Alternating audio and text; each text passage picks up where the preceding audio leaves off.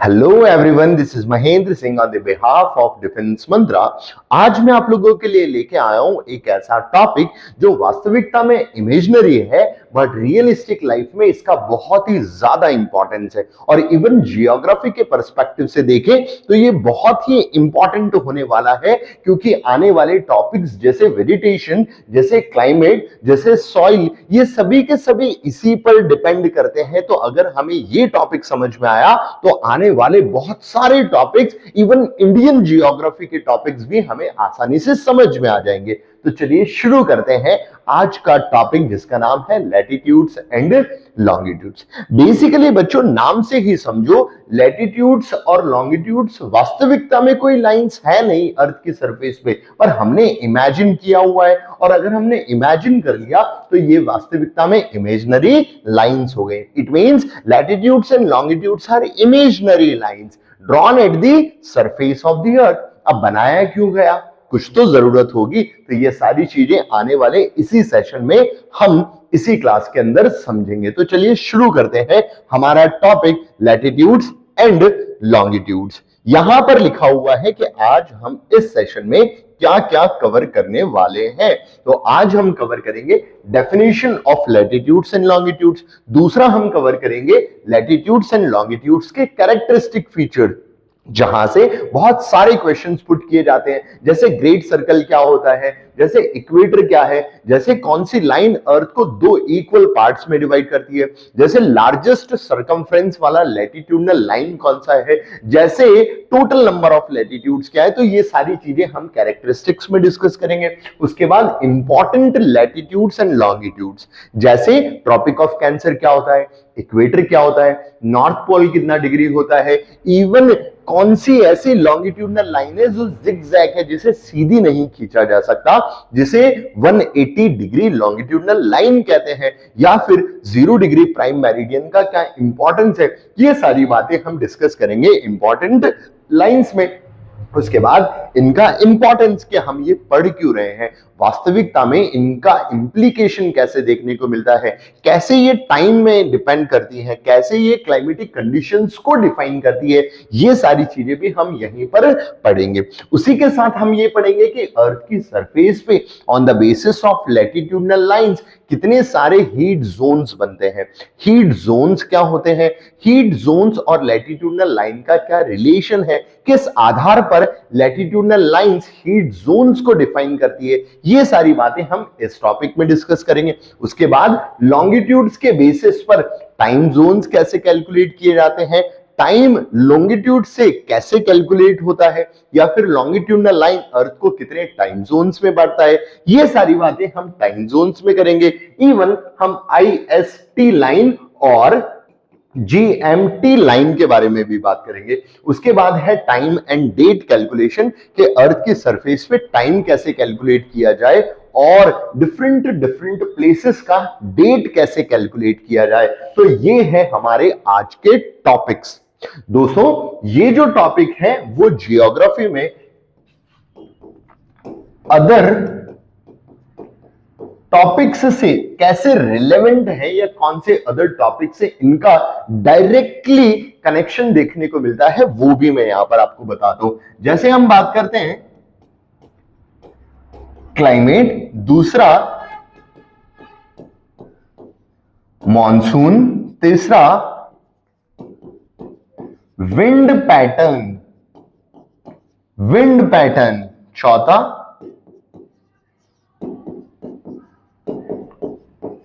Vegetation. ये जो तमाम टॉपिक्स हैं, इवन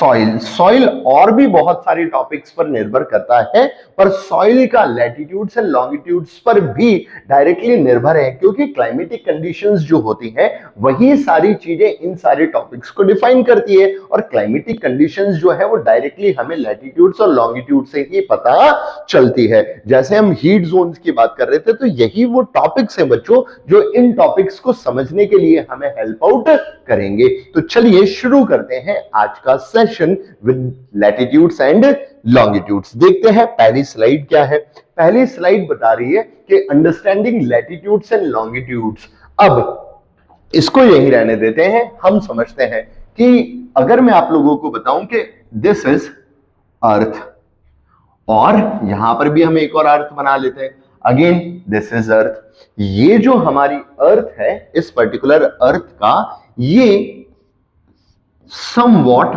ऑर्बिटल प्लेन है।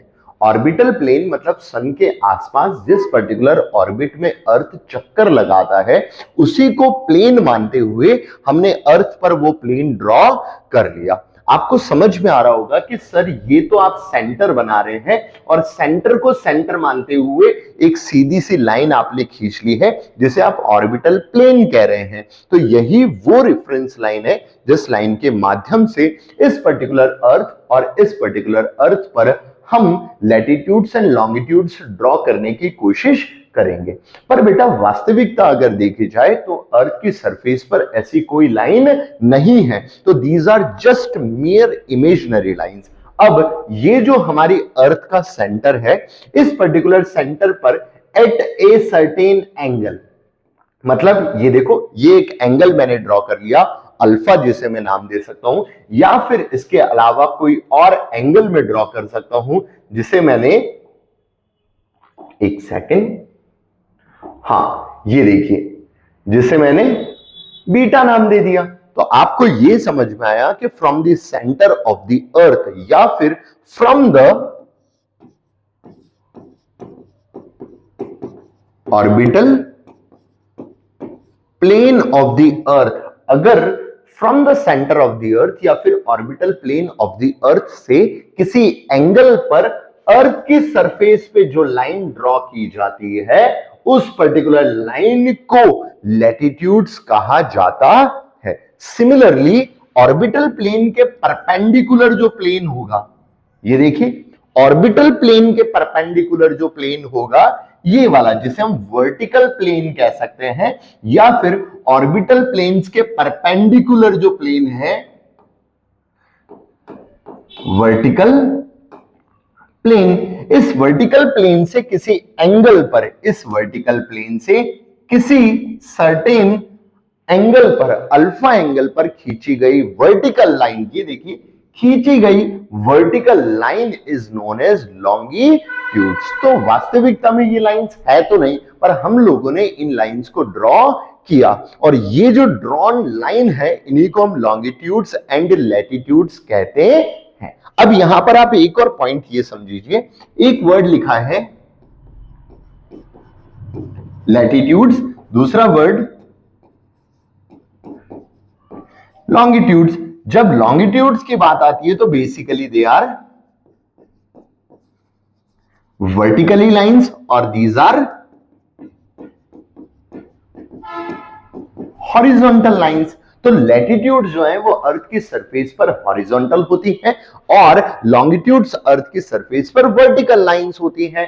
अब हम लैटिट्यूड्स अगर यहां पर ड्रॉ कर दें तो ये रहा हमारा अर्थ, और कुछ इस प्रकार से खींची गई लाइनें लैटिट्यूड्स कहलाती हैं, और ये रहा हमारा अर्थ, और कुछ इस प्रकार से खींची गई लाइनें लॉन्गिट्यूड्स कहलाती हैं। तो हमें ये समझ में आ गया कि लैटिट्यूड्स हॉरिजॉन्टल लाइन होती है जो अर्थ के सेंटर और ऑर्बिटल प्लेन से किसी एंगल पर खींची जाती है, और लॉन्गिट्यूड्स वर्टिकल लाइंस होती हैं जो वर्टिकल प्लेन से किसी एंगल पर खींची जाती हैं, उन्हें लॉन्गिट्यूड्स कहा जाता है। चलिए हम वापस से अपनी स्लाइड पर जाते हैं। क्या कह रहा है कि these are some imaginary lines. ये तो हमें समझ में आ गया कि these are not realistic line, these are some imaginary line, जो काल्पनिक रेखाएं हैं। कहां पर ड्रॉ होती है? ड्रॉ एट दी सरफेस, जो पृथ्वी की सतह पर खींची जाती है, जो कि परपेंडिकुलरली नॉर्थ पोल और साउथ पोल को भी ज्वाइन करती है, एज वेल एज ईस्ट से वेस्ट डायरेक्शन में अर्थ के सरफेस के पैरेलल भी खींची जाती है। मतलब फिर से हम वापस से स्लाइड पे चलते हैं, जहां पर हम ये समझ रहे थे कि नॉर्थ पोल और साउथ पोल को ज्वाइन कर भी खींची जाती हैं, as well as west to east direction में सरफेस के पैरेलल। अगर ये सरफेस है तो इसी के पैरेलल भी ड्रॉ की जाती है, जिन्हें हम लैटिट्यूड्स एंड लॉन्गिट्यूड्स कहते हैं। तो हमें ये समझ में आया ओवरऑल पढ़कर कि ये वो इमेजिनरी लाइंस हैं जो नॉर्थ पोल और साउथ पोल को ज्वाइन करवाएंगी, या फिर ईस्ट टू वेस्ट या वेस्ट टू ईस्ट खींची जाएंगी। इन्हें दो कैटेगरीज में डिवाइड किया जाता है, एक होती है हॉरिजॉन्टल लाइंस, एक होती है vertical lines. Horizontal lines latitudinal होती है और वर्टिकल लाइंस लॉन्गिट्यूडनल लाइंस होती है। उसके बाद the horizontal lines are called latitude, जो मैं आपको बार बार बता चुका हूं, और वर्टिकल लाइंस लॉन्गिट्यूड कहते हैं। और ये दोनों लाइन एक दूसरे को अगर साथ में ड्रॉ कर दी जाए, ये देखिए, अगर इन लाइंस को साथ में ड्रॉ कर दी जाए तो ये बन जाएंगी लैटिट्यूड्स और ये बन जाएंगी लॉन्गिट्यूड्स। तो इन दोनों के बीच में जो इंटरसेक्शन होगा वो कैसा होगा? 90 degree. It means they intersect each other with the angle of 90 degree. Point समझ में आया? तो क्या समझ में आया? Latitudes horizontal, longitudes vertical. Latitudes and longitudes are imaginary. Longitudes north pole और साउथ पोल को ज्वाइन करके ड्रॉ की जाएगी, और latitudes west to east direction या ईस्ट टू वेस्ट डायरेक्शन में ड्रॉ की जाएगी विथ पर parallel to the surface of the earth. Clear? चलिए आगे समझते हैं। अब एक और टॉपिक यहां पर है, एक और चीज जो आपको याद रखना है वो क्या है? कहीं बहुत सारा कंफ्यूजन आता है कि ये हमारा अर्थ है, ये नॉर्थ पोल और ये साउथ पोल। अब नॉर्थ पोल को साउथ पोल से ज्वाइन करने वाली लाइन जो है उसे हमने नाम दिया लॉन्गिट्यूड, पर नॉर्थ पोल को साउथ पोल से ज्वाइन करवाने वाली लाइन एक्सिस भी कहलाती है। Now what is the difference between axis and longitude? ये समझना जरूरी है, क्योंकि हमारी अर्थ की एक्सिस वो इमेजिनरी लाइन है जो नॉर्थ पोल को साउथ पोल से ज्वाइन तो करवाती है, और इसी के around earth west to east rotate भी करती है। बट लॉन्गिट्यूडनल लाइंस वो लाइन है जो नॉर्थ पोल को साउथ पोल से ज्वाइन करवाती है, पर उसके आसपास अर्थ रोटेट नहीं करती, अर्थ की सरफेस पर प्रेजेंट होती है, वो अर्थ के इंटीरियर पार्ट से ड्रॉ नहीं होती। मतलब क्या कह रहा हूं मैं? ध्यान से समझिएगा कि ये रहा हमारा अर्थ, ये रहा हमारा अर्थ, यहां पर मैं ड्रॉ कर रहा हूं एक्सिस ऑफ द अर्थ, यहां पर मैं ड्रॉ कर रहा हूं लॉन्गिट्यूड ऑफ द अर्थ। अब ध्यान से देखिए, this is north pole and this is south pole. Again this is north pole and this is south pole. अगर कोई ऐसी लाइन है जो नॉर्थ पोल से एंटर होती है बट सरफेस पे विजिबल ना होते हुए साउथ पोल से निकल जाती है and internally passes through centre, किसके centre? Of the earth, then it is known as axis of earth. Point समझ में आया? बट अगर लॉन्गिट्यूड की बात करें तो नॉर्थ पोल को साउथ पोल से ज्वाइन करवाएगी and passes through surface. Exactly ये ना लिखते हुए हम ऐसा लिख सकते हैं, पैरेलल टू सरफेस और joining north pole to south pole.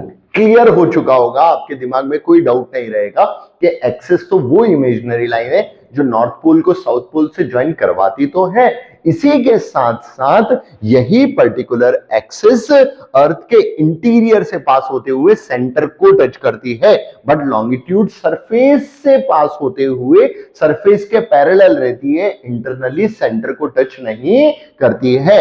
Axis के आसपास अर्थ वेस्ट टू ईस्ट रोटेट करती है, पर लॉन्गिट्यूडनल लाइंस के आसपास कोई रोटेशन नहीं होता है। रोटेशन के दौरान लॉन्गिट्यूड भी रोटेट करती है क्योंकि वो सरफेस पर प्रेजेंट होती है। तो the basic difference between axis and longitude is कि एक्सेस तो सरफेस से पास नहीं होती बट लॉन्गिट्यूड सरफेस से पास होती है। एक्सेस के अराउंड अर्थ जो है वो अपना रोटेशन कंप्लीट करता है फ्रॉम वेस्ट टू ईस्ट, यानी कि यहां पर हमें क्लैरिफाई हो गया कि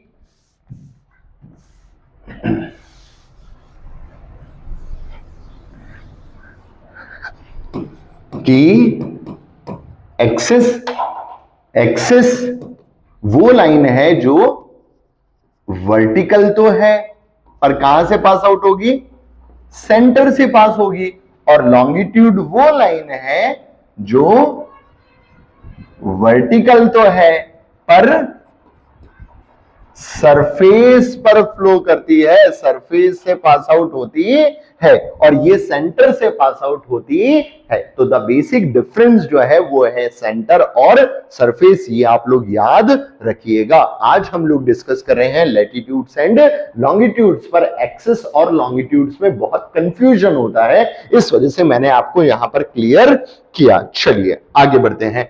अब आता है हमारा first topic, that is latitude. बहुत ध्यान से समझते हैं बेटा कि वास्तविकता में लैटिट्यूड होती क्या है। वैसे तो मैंने आप लोगों को क्लियर कर दिया, पर अगर मैं ड्रॉ करके आप लोगों को समझाऊं तो ये रहा हमारा अर्थ,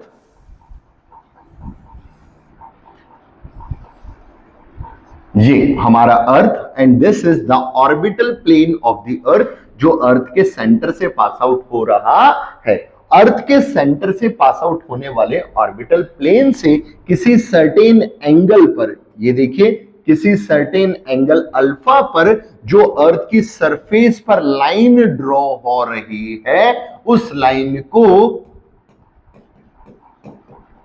लैटिट्यूड कहा जाता है। अगर अल्फा एंगल ऊपर लिया है तो सिमिलरली अल्फा एंगल पर नीचे भी यही लाइन ड्रॉ हो सकती है। दैट्स वाई जो लैटिट्यूड्स होती हैं वो एक दूसरे के क्या हो गई, पैरेलल हो गई। इसी वजह से लैटिट्यूड्स को लैटिट्यूड्स ऑफ पैरेलल्स भी कहते हैं, because they are parallel to each other, क्योंकि दो लैटिट्यूड जो है वो एक दूसरे के पैरेलल हैं। पॉइंट समझ में आया। अब अगर ये लैटिट्यूडनल लाइंस बेटा पैरेलल हैं तो नॉन इंटरसेक्टिंग होगी। इसका मतलब इन दोनों के बीच में डिस्टेंस जो होगा वो equal at each and every point, यानी कि हर एक पर्टिकुलर पॉइंट पर इन दोनों के बीच की जो डिस्टेंस है वो हमेशा इक्वल होगी। और ये जो इक्वल डिस्टेंस है ये लगभग 111 किलोमीटर होती है। कितना होती है? 111 किलोमीटर। इसका मतलब latitudinal lines are parallel to each other, latitudinal lines are non intersecting lines, latitudinal lines are equidistance from each other. अब अगर मैं बात करूं कि ये जो लैटिट्यूडनल लाइंस है इन्हें ड्रॉ कैसे किया, तो हम बोल देंगे कि latitudinal lines are those imaginary lines which drawn at a certain angle from the centre या orbital plane of the earth. Point समझ में आया? और ये कहां पे ड्रॉ होती है? ये ड्रॉ होती है एट द सरफेस। पॉइंट समझ में आया? तो ये सारे जो पॉइंट हैं वो आप लोगों को समझ में आ रहे होंगे। अब फिर से ध्यान दीजिए, मैंने कहा ये जो हमारा अर्थ है और ये जो हमारा ऑर्बिटल प्लेन है, इस ऑर्बिटल प्लेन से अगर मैं कोई एंगल बना रहा हूं, देखिए ये मेरे हाथ में एक पेन है जो मैंने यहां पर रखा हुआ है, तो ऑर्बिटल प्लेन के साथ मेरा एंगल 0 है। पर अगर मैंने इसको थोड़ा ऐसा कर लिया तो ऑर्बिटल प्लेन के साथ मेरा एंगल समवॉट कुछ तो होगा, और ये एंगल बढ़ते बढ़ते बढ़ते बढ़ते मैक्सिमम 90 डिग्री हो सकता है।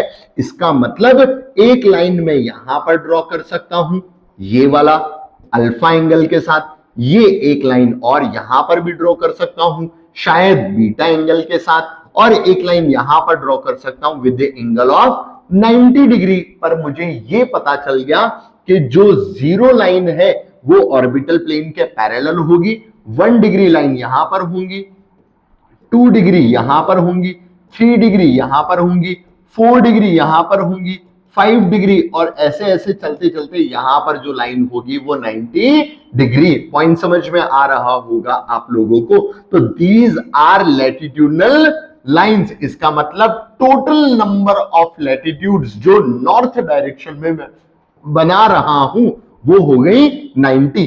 सिमिलरली यहां पर भी वही लाइंस में ड्रॉ कर सकता हूं जो कि अगेन सदर्न हेमिस्फीयर में भी 90 होंगी। तो टोटल नंबर ऑफ लैटिट्यूड्स देखो, टोटल नंबर ऑफ लैटिट्यूड्स, या फिर मैं पैरेलल भी कह सकता हूं, जो कितनी हो सकती है 90 प्लस 90 इज इक्वल टू 180। पर आप लोगों को भूलना नहीं है कि 0 डिग्री भी 0 डिग्री लाइन हो सकती है जो ऑर्बिटल प्लेन के पैरेलली प्रेजेंट होगी। तो total 90 in the northern hemisphere and 90 in the southern hemisphere और 0 डिग्री इटसेल्फ, तो टोटल हो जाती है 90 प्लस 90 प्लस 1 जो अपने आप में 0 डिग्री था। That's why 181। तो कई बार क्वेश्चन पूछा गया है बेटा कि total number of parallel lines earth की सरफेस पे कितनी होती है।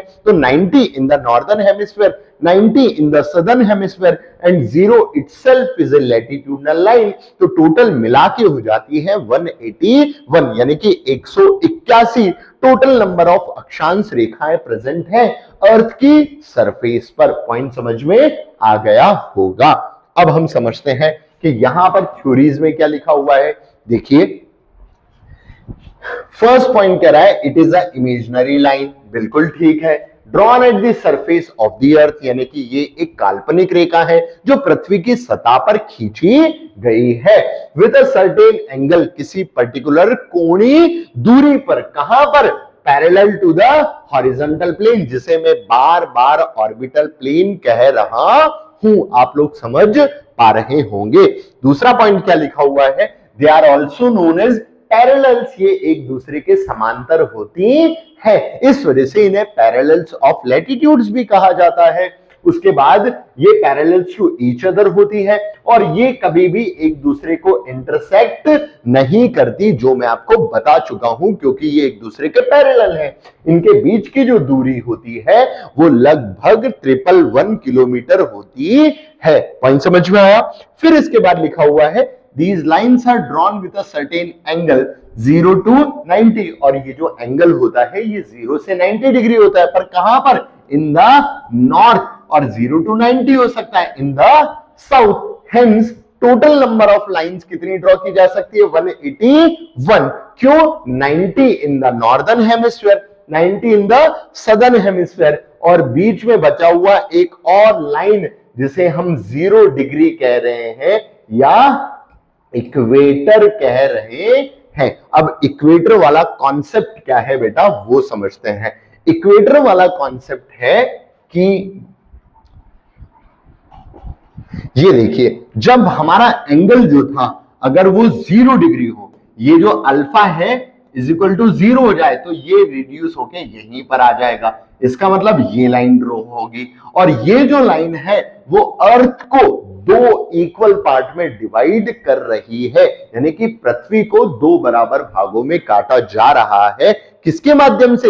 0 डिग्री समांतर रेखा के माध्यम से, जिसे हम भूमध्य रेखा भी कहते हैं, क्योंकि पृथ्वी को मिडिल से काट रहा है या पृथ्वी को 2 बराबर भागों में काटा जा रहा है, इस वजह से इसे भूमध्य रेखा कहा गया। तो ये जो हमारी लाइंस है इसे भूमध्य रेखा भी कह सकते हैं, या फिर इंग्लिश में इसे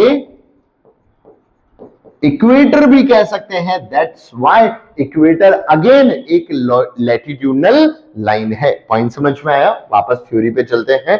तो यहां पर लिखा हुआ है और इक्वेटर, उसके बाद 0 डिग्री लाइन मतलब इक्वेटर इज कॉल्ड, हाँ देखो यहां पर भी लिखा है इक्वेटर, विच डिवाइड्स अर्थ इनटू 2 इक्वल हाफ, यानी कि पृथ्वी को 2 बराबर भागों में वो काट देती है। उसके बाद क्या लिखा हुआ है? This that is in the northern hemisphere and southern hemisphere, यानी कि ऊपर वाला भाग नॉर्दर्न हेमिस्फीयर कहलाएगा और नीचे वाला भाग सदर्न हेमिस्फीयर कहलाएगा, क्योंकि अर्थ जो है वो एक स्फेरिकल शेप्ड स्ट्रक्चर है और लैटिट्यूड्स में 0 डिग्री जो है वो बीचों बीच प्रेजेंट है। तो ऊपर वाला पार्ट नॉर्दर्न हेमिस्फीयर हो गया, नीचे वाला पार्ट सदर्न हेमिस्फीयर हो गया। उसके बाद it is also known as great circle. अब यहां पर अगेन एक पॉइंट समझने वाला है, ये देखिएगा ध्यान से, ये रहा हमारा अर्थ और अर्थ पर ये रहा, डायरेक्टली ड्रॉ कर दिया मैंने इक्वेटर, जिसे 0 डिग्री लैटिट्यूड कह दो या फिर इक्वेटर कह दो, और इक्वेटर के हिसाब से this is northern and this is southern hemisphere. तो एक हो गया नॉर्दर्न हेमिस्फीयर, एक हो गया सदर्न हेमिस्फीयर। अब हमें यह पता है कि नॉर्दर्न हेमिस्फीयर में भी टोटल 90 लैटिट्यूड ड्रॉ की जा सकती है, पर 90 लैटिट्यूड्स में एक मान लो यहां पर हमने ड्रॉ कर ली, एक यहां पर ड्रॉ कर ली, एक यहां पर, एक यहां पर, एक यहां पर और एक यहां पर। आप लोगों को पता है कि ऊपर जाते जाते स्फीयर का कर्व्ड सरफेस एरिया रिड्यूस हो रहा है, तो यहां पर जो सर्कल बन रहा है वो गारंटीड है इस सर्कल से तो छोटा ही होगा, क्योंकि ऊपर जाने पर जब सरफेस एरिया कम हो रहा है तो आसपास का सरकमफ्रेंस जो है वो भी कम हो जाएगा। इस हिसाब से दोनों हेमिस्फीयर में जो सबसे बड़ा सर्कल ड्रॉ मुझे अर्थ के आसपास करना पड़ेगा। मैंने ये बोला कि अर्थ के आसपास जो सर्कल में ड्रॉ कर रहा हूं उसमें जो सबसे बड़ा सर्कल होगा वो कौन सा होगा? इक्वेटर। क्यों? क्योंकि यही वो लाइन है जो 0 डिग्री ऑर्बिटल प्लेन के पैरेलली खींची गई है और बाकी लाइनों से सबसे ज्यादा बड़ी है। अब अगर ये लाइन सबसे ज्यादा बड़ी है तो क्या ये लाइन अपने आप में ग्रेट है? और ये ग्रेट है क्या? आया पॉइंट समझ में? तो great circle is nothing but it is equator, because it is that imaginary line जो लैटिट्यूड तो है पर 0 डिग्री है और सरकमफ्रेंस से बचे हुए बाकी सारे के सारे जो लैटिट्यूडनल लाइन से उनमें भी सबसे बड़ी है। इस वजह से मैंने इसे ग्रेट सर्कल नाम दे दिया है। पॉइंट समझ में आया? क्लियर? चलिए अब थ्योरी वापस से पढ़ लेते हैं। थ्योरी क्या कह रही है? ठीक है, तो ये ग्रेट सर्कल है। फिर उसके बाद the largest line drawn at the surface among all latitudes we go towards pole the surface area of the earth decreases, जो मैं आपको समझा चुका हूं। नेक्स्ट लिखा हुआ है for the precise location the interval of 1 degree between two latitudes is further divided into 60 minutes या फिर further divided into 60 seconds। Clear?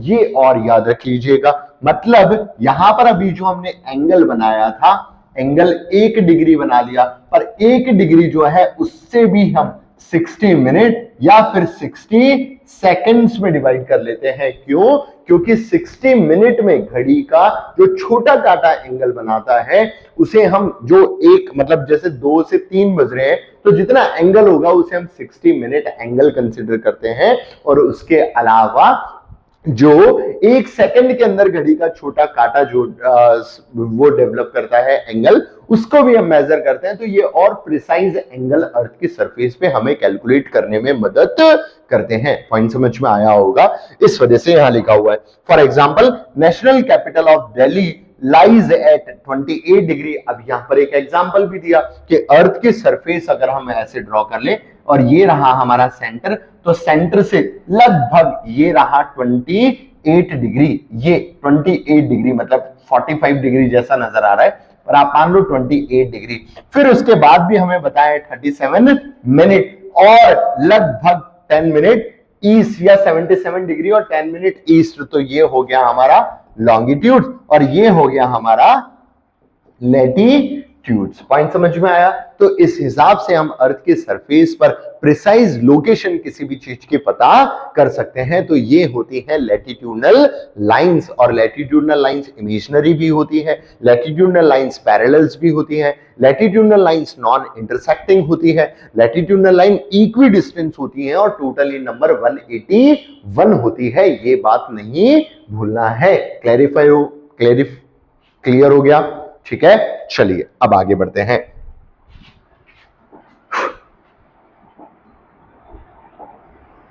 ठीक है, अब हमें यह समझना है कि अर्थ की सरफेस पे वो कौन सी इंपॉर्टेंट लैटिट्यूडनल लाइंस हैं जो हमें याद रखनी है, क्योंकि अर्थ की सरफेस पे तो टोटल 181 लैटिट्यूडनल लाइंस है, पर इंपॉर्टेंट कौन सी है जो हमें याद रखनी है। यहां पर एक और बात जो हमें याद रखनी है वो ये है बेटा कि लैटिट्यूड जो है इन नंबर्स कितनी होती है? 181। पर इस 181 को और बाइफरकेट कर लेते हैं कि इसमें 179 तो क्या होती हैं? लाइंस, और 2 जो हैं वो होते हैं points, that is north pole and south pole.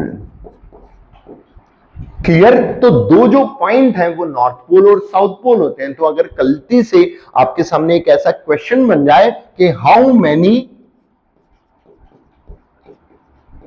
Latitude lines, तो आ जाता है आंसर 179। और अगर क्वेश्चन आता है टोटल लैटिट्यूड्स, तो आंसर आता है 181। पॉइंट समझ में आया? यहां पर जो एक छोटा सा अंतर बन के आया वो आया लाइंस का। क्लैरिफाई हुआ? अब एक और छोटी सी चीज कि latitudinal lines how they are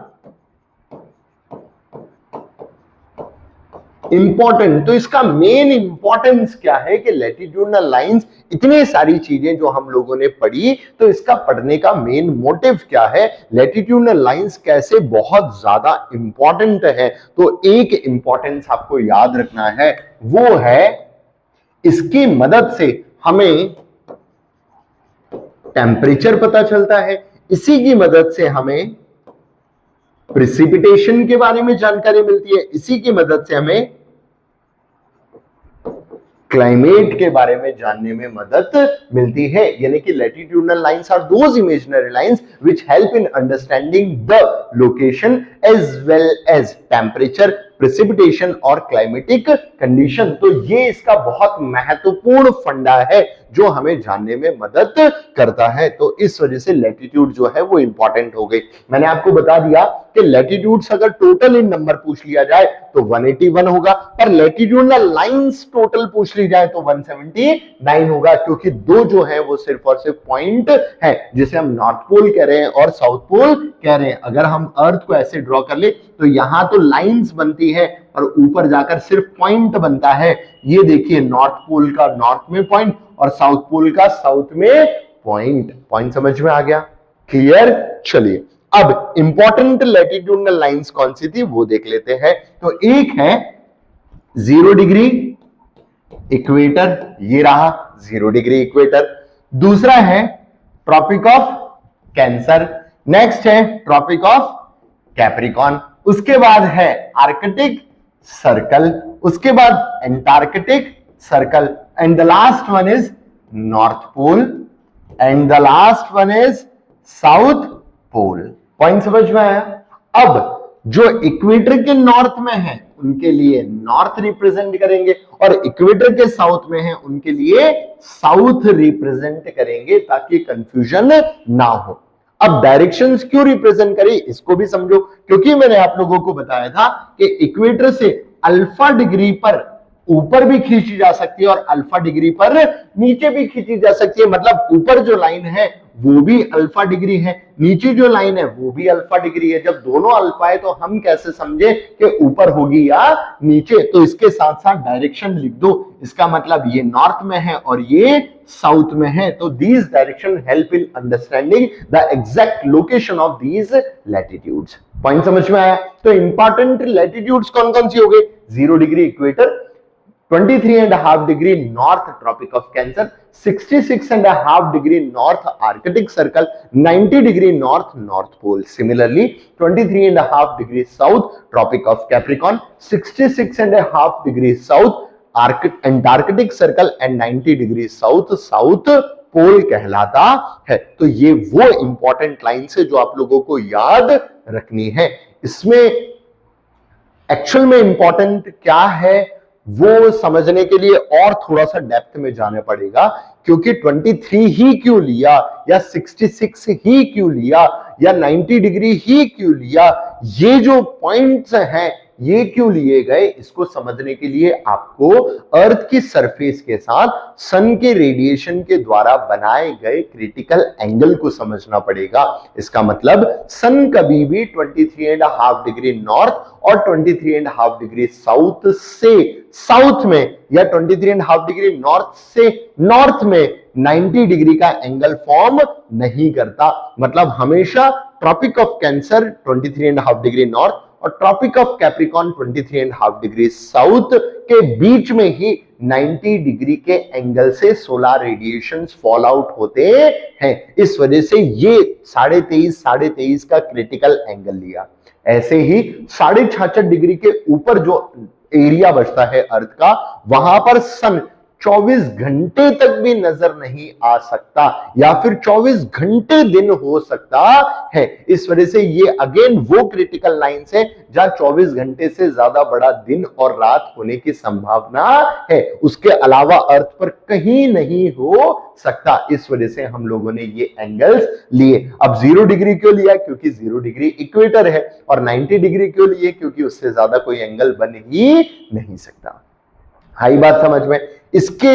इसमें भी अगर कोई डाउट रह गया हो तो कमेंट सेक्शन में बताइएगा। इसके लिए मैं एक अलग से कुछ छोटा मोटा शॉर्ट्स बना के डालूंगा, तो आप देख लीजिएगा। ठीक है, चलिए तो यहां पर देखते हैं। 0 डिग्री जो होता है उसे इक्वेटर कहते हैं। 23.5 डिग्री नॉर्थ जो है उसे ट्रॉपिक ऑफ कैंसर कहते हैं। 23.5 डिग्री साउथ, देखो एंगल सेम है पर नॉर्थ और साउथ इसमें आइडेंटिफाई कर रहा है कि कहां पर होगा, तो ट्रॉपिक ऑफ कैप्रिकॉर्न कहलाता है। 66.5 डिग्री नॉर्थ आर्कटिक सर्कल कहलाता है। 66.5 डिग्री साउथ एंटार्क्टिक सर्कल कहलाता है। 90 डिग्री नॉर्थ नॉर्थ पोल और 90 डिग्री साउथ साउथ पोल कहलाते हैं। तो ये है इंपॉर्टेंट लैटिट्यूडनल लाइंस। पॉइंट समझ में आया बच्चों? अब यहां पर मैंने एक क्वेश्चन आपके सामने रख दिया कि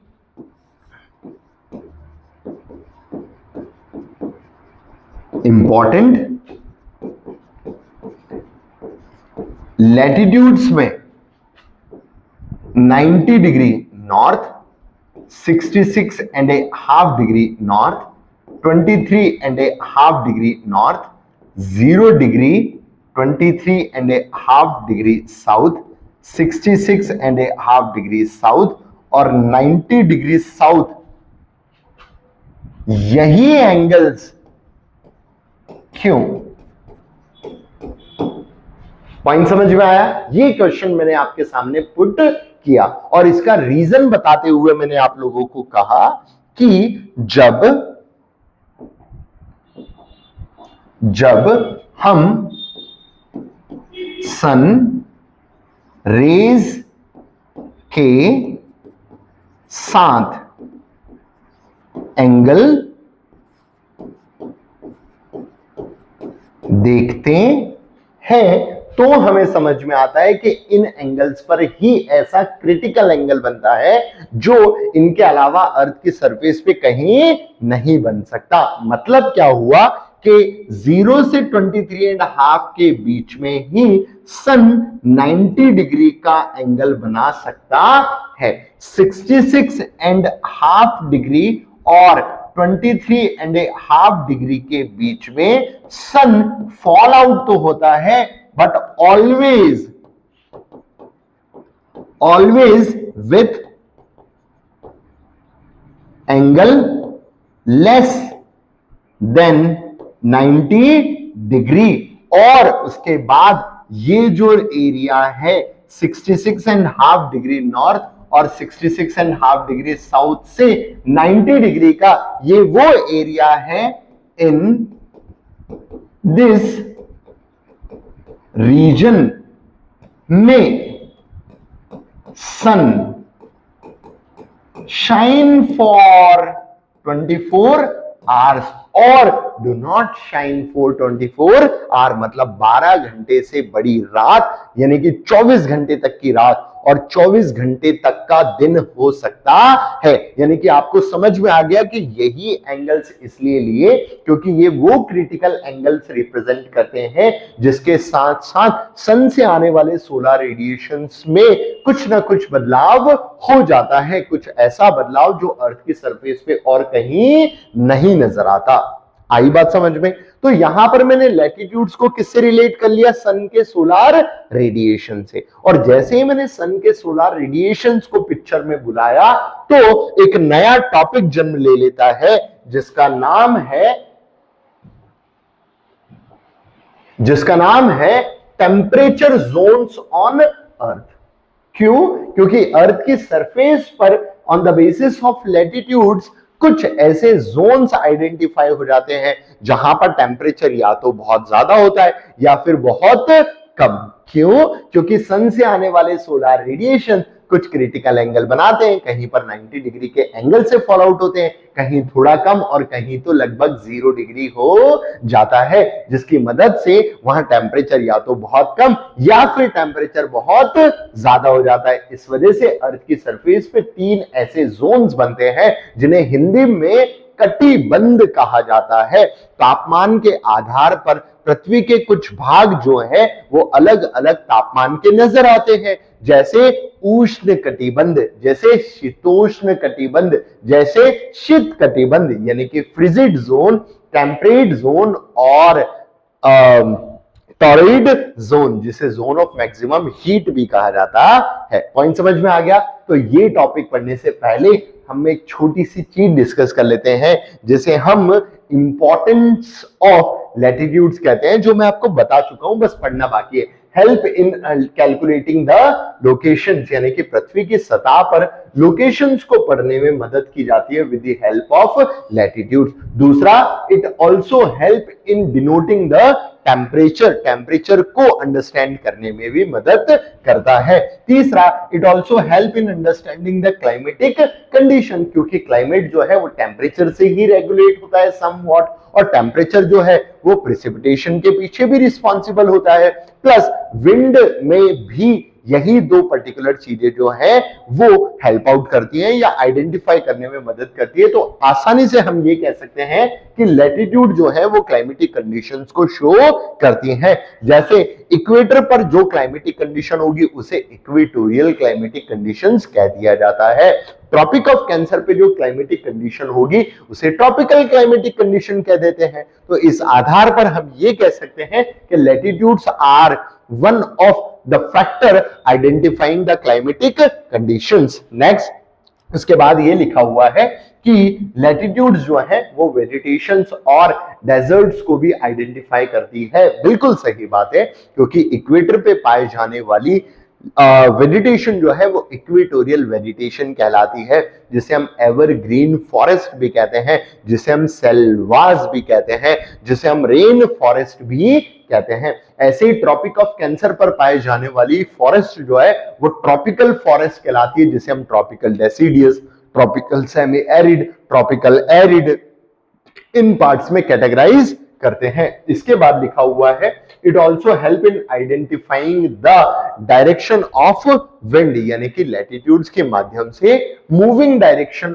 ऑफ विंड्स भी पता चलती हैं। तो ये वो इंपॉर्टेंट बातें हैं जो एग्जाम पॉइंट ऑफ व्यू से आपको याद रखनी है कि हमने लैटिट्यूड्स क्यों पढ़ी। तो ये चीजें हमें अगर समझना है तो हमें लैटिट्यूड्स के बारे में पता होना चाहिए। और अब आप लोगों को पता है कि latitudes are those imaginary lines, मतलब लैटिट्यूड्स वो काल्पनिक रेखाएं हैं जो पृथ्वी के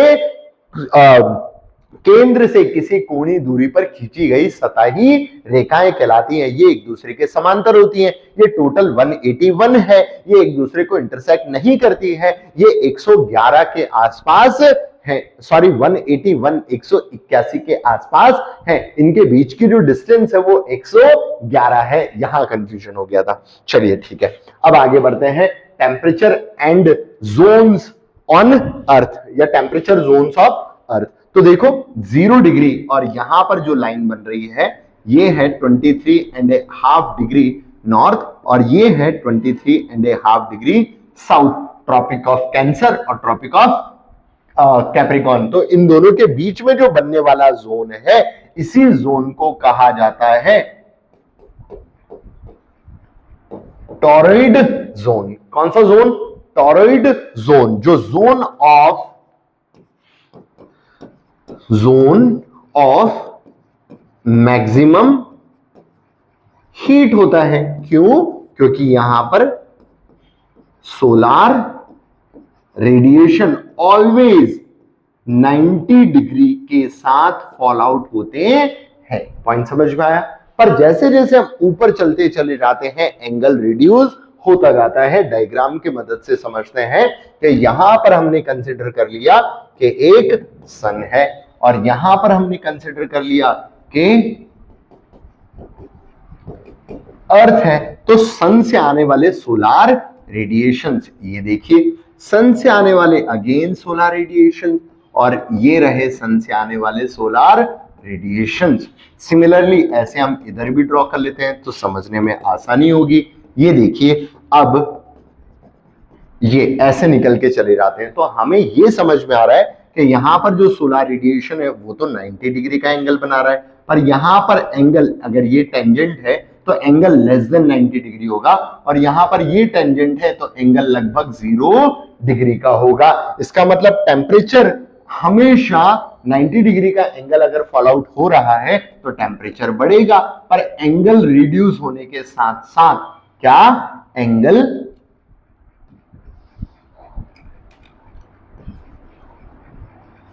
रिड्यूस होने के साथ साथ टेम्परेचर भी रिड्यूस होगा। इसका मतलब जहां पर एंगल लगभग 90 और सिमिलर है वहां टेम्परेचर बहुत ज्यादा हाई, पर जहां पर एंगल जो है वो लेस देन 90 डिग्री है वहां पर टेम्परेचर कम। तो जहां टेम्परेचर बहुत ज्यादा उसे जोन ऑफ मैक्सिमम हीट कहा, जहां टेम्परेचर थोड़ा कम उसे मॉडरेट कहा और जहां टेम्परेचर बहुत कम उसे फ्रिजिड जोन कह दिया गया। मतलब जहां टेम्परेचर बहुत कम है, मतलब सोलर रेडिएशंस वहां पर डायरेक्टली नहीं पहुंच रहे हैं। इस चीज को आप ध्यान से समझिएगा इसी डायग्राम में। यानी कि यहां पर टेम्परेचर बहुत ज्यादा क्योंकि एंगल ऑफ इंसिडेंस लगभग 90 या उससे अधिक है, सॉरी 90 है, और उसके बाद यहां पर टेम्परेचर कंपैरेटिवली थोड़ा सा कम। क्योंकि टेम्परेचर कम क्यों है? क्योंकि सोलर रेडिएशंस का एंगल 90 से थोड़ा कम है। उसके बाद यहां पर टेम्परेचर और कम, मतलब फ्रिजिड जोन बन गया। क्यों बन गया? क्योंकि यहां पर टेम्परेचर और कम हो गया। और कम होने का सबसे बड़ा कारण क्या है कि अर्थ का सरफेस जो है वो स्फेरिकल शेप है, और स्फेरिकल शेप होने की वजह से एंगल जो है वो तो कम होगा ही होगा। इसका मतलब this zone is known as polar zone और फ्रिजिड जोन। बीच वाला zone is known as zone of moderate heat, जिसे हम टेम्परेट जोन भी कहते हैं, और मिडिल वाला zone is zone of maximum heat, जिसे हम टॉरॉइड जोन भी कहते हैं। पॉइंट समझ में आया होगा। तो थ्योरी की तरफ चलते हैं। थ्योरी क्या समझाने की कोशिश कर रही है, देखिएगा। अर्थ के सरफेस पे on the basis of latitude earth को 3 मेजर हीट जोन्स में डिवाइड किया जा सकता है। सबसे पहला टॉरॉइड जोन, जो वास्तविकता में कहां है? 23.5 डिग्री नॉर्थ से 23.5 डिग्री साउथ के बीच में प्रेजेंट है, यानी कि ट्रॉपिक ऑफ कैंसर। देखो, it found between tropics, clear? It is the zone of maximum heat highlight कर लिया। It receive solar radiation with the angle of 90 degree, clear, या फिर perpendicular through out the year, यानी कि पूरे साल यहां पर angle of incidence of solar radiation 90 degree होता है। पॉइंट समझ में आया। उसके बाद टेम्परेट जोन, टेम्परेट जोन मतलब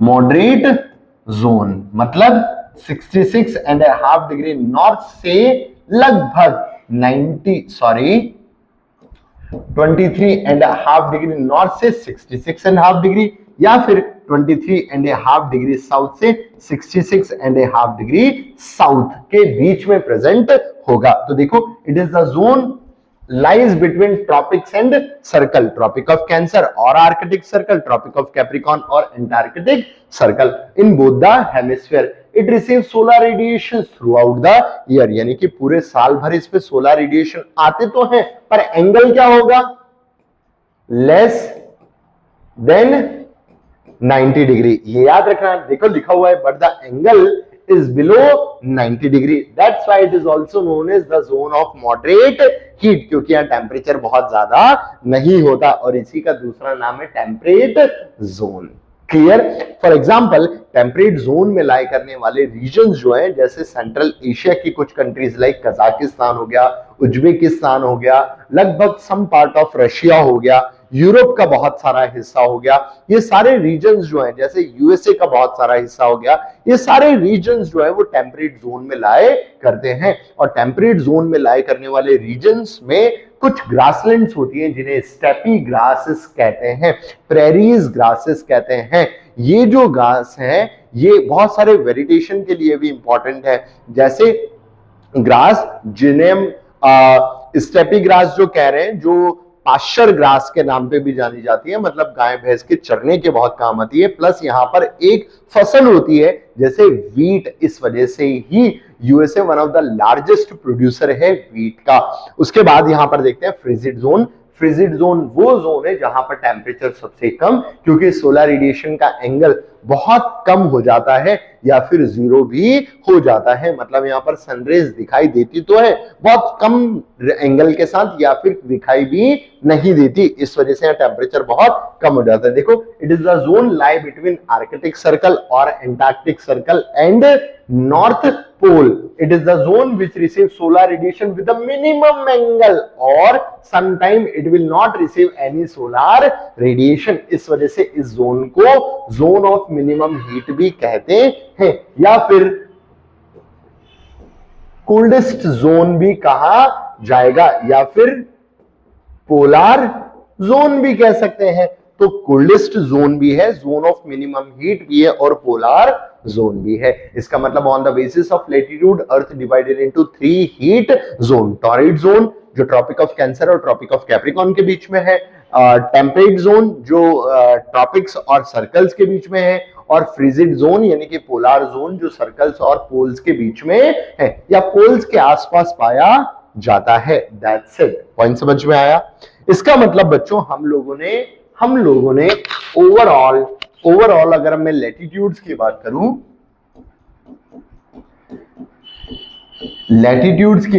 तो हमने लैटिट्यूड्स की डेफिनेशन या फिर हाउ दे आर ड्रॉन, ये पॉइंट समझा। क्लियर। दूसरा हम लोगों ने इसकी कैरेक्टरिस्टिक्स समझी। तीसरा हमने इसकी इंपॉर्टेंट लैटिट्यूड समझा। चौथा हमने इंपॉर्टेंट लाइंस कौन कौन सी है वो समझा। उसके बाद हम लोगों ने हीट जोन्स के बारे में डिस्कस किया जो लैटिट्यूड से संबंधित है। तो यहां पर हमारा लैटिट्यूड जो है वो कंप्लीट हो जाता है, क्योंकि लैटिट्यूड्स में यही वो पॉइंट्स हैं जो हमें याद रखने हैं। इस वजह से हमारा लैटिट्यूड वाला टॉपिक जो है वो कंप्लीट होता है। अब हम चलते हैं हमारे इस सेशन के नेक्स्ट पड़ाव पर, जो है लॉन्गिट्यूड। तो लॉन्गिट्यूड हम लोगों ने शुरुआत में ही समझी कि ये वो इमेजिनरी लाइंस है जो वर्टिकल होती हैं या फिर वर्टिकल प्लेन से किसी एंगल पर खींची जाती हैं, इन्हें लॉन्गिट्यूड्स कहा जाता है। जो एक्सिस से बिल्कुल अलग होती है, क्योंकि एक्सिस सेंटर से पास होती है पर ये सरफेस से पास आउट होती है। पॉइंट समझ में आया? क्लियर? चलिए अब लॉन्गिट्यूड्स क्या है? It is drawn at the surface of the earth, clear, with a certain angle from the intersection of vertical plane. मतलब सिमिलरली अगर हम यहां देखें तो ये देखिए वर्टिकल प्लेन नजर आ रहा है और वर्टिकल प्लेन्स पे हमने नॉर्मल ड्रॉ कर लिया और इस नॉर्मल से किसी सर्टेन एंगल पर देखो, अगर ये 90 डिग्री है तो ये 80 डिग्री, ये 70, ये एंगल जो है वो 80 डिग्री है। वापस से यहां ड्रॉ कर देता हूं, आप लोगों को बहुत अच्छे से समझ में आएगा। ये जो एंगल है वो है 80 डिग्री, ये देखिए ये एंगल जो है वो 70 डिग्री, यहां पर एक एंगल ड्रॉ हो रहा है 60 डिग्री, ये एक एंगल है 50 डिग्री। तो देखो वर्टिकल प्लेन से मैं एंगल ड्रॉ कर रहा हूं, ये अगर मैंने वर्टिकल प्लेन कंसीडर कर लिया तो इससे मैं एंगल ड्रॉ कर रहा हूं। ये 0 डिग्री, तो 0 डिग्री होगा तो वो तो 0 डिग्री इक्वेटर ही हो जाएगा। ये 10 डिग्री, ऐसे करके बहुत सारी लाइंस हम ड्रॉ कर सकते हैं। तो ये रहा हमारा वर्टिकल प्लेन। पॉइंट समझ में आया? क्लैरिफाई हुआ? डन? आया समझ में? That's it. इसका मतलब longitudinal lines are those lines which drawn from the vertical plane, और वर्टिकल प्लेन से ड्रॉ की जा सकती है। इसके बाद they measured along the equator in east और वेस्ट डायरेक्शन, क्लियर। फिर उसके बाद all longitudinal lines are equal as they are drawn joining north pole and south pole, क्योंकि ये दोनों पोल को ज्वाइन करने वाली लाइंस हैं। They are intersecting at poles, इसका मतलब इन दोनों के बीच में जो डिस्टेंस होती है वो मिनिमम हो जाती है। कहां पर? पोल्स पर। इसका मतलब मैक्सिमम होगी कहां पर? इक्वेटर पे। ये अपने आप में क्वेश्चन बनता है। Next, hence the minimum distance, देखो लिखा हुआ है भी है, between two longitudinal line is at poles while maximum at equator। ये देखिए इक्वेटर, और जो मैक्सिमम होती है अगेन वो कितनी होती है? लगभग उतनी ही जितनी लॉन्गिट्यूड्स के बीच में थी, दैट इज 111 किलोमीटर या 111.3 किलोमीटर अगर प्रिसाइसली देखा जाए तो। और इसी को 1 गॉर भी कहा जाता है। इसका मतलब 53 किलोमीटर की जो डिस्टेंस है लॉन्गिट्यूड्स के बीच में is known as 1 gore. Next, total number of latitude, जैसे हमने देखा था कि 181 होती है, ऐसे ही टोटल नंबर ऑफ लॉन्गिट्यूड जो होती है वो होती है 360। उसके बाद लिखा हुआ है हर एक लॉन्गिट्यूड जो है वो अपने आप में ग्रेट सर्कल होती है। क्यों? क्योंकि उससे ज्यादा बड़ा सर्कल ड्रॉ अर्थ की सरफेस पे नहीं किया जा सकता। ध्यान से देखिएगा, अगर मैं यहां पर अर्थ बना रहा हूं तो ये है मेरा 90 डिग्री नॉर्थ, जिसे हम नॉर्थ पोल कहते हैं। ये है हमारा 90 डिग्री साउथ, जिसे हम साउथ पोल कहते हैं। और 90 डिग्री नॉर्थ और 90 डिग्री साउथ को ज्वाइन करने वाली लाइन जो सरफेस से पास आउट होती है उसे लॉन्गिट्यूड। तो ये एक और लॉन्गिट्यूड, ये ऐसे। तो लॉन्गिट्यूड जो है उनकी डिस्टेंस तो सेम ही रहेगी।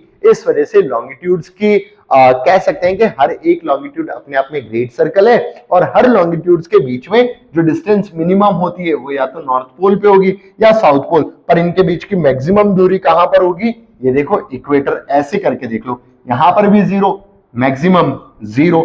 इसका मतलब नॉर्थ पोल और साउथ पोल पे डिस्टेंस मिनिमम, बट इक्वेटर पे डिस्टेंस मैक्सिमम। और इमेजिनेशन करो, अगर ये अर्थ है तो आपके सामने ये जो लाइन आ रही है ये 0 डिग्री हो गई, तो यहां से यहां पर 90 डिग्री, ये पीछे 180 डिग्री, फिर यहां पर 270 और वापस यहां तक आते आते 360। तो ऐसे 360 डिग्री का सर्कल ड्रॉ हो सकता है। तो इस वजह से टोटल नंबर ऑफ लॉन्गिट्यूड जो हो सकती है वो 360 हो सकती है। पॉइंट समझ में आया?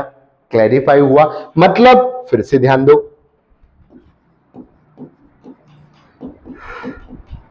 लॉन्गिट्यूड क्या है? Vertical lines. दूसरा, north pole to south pole को ज्वाइन करने वाली लाइंस। क्लियर? अर्थ के सरफेस पे किधर से किधर ड्रॉ होंगी?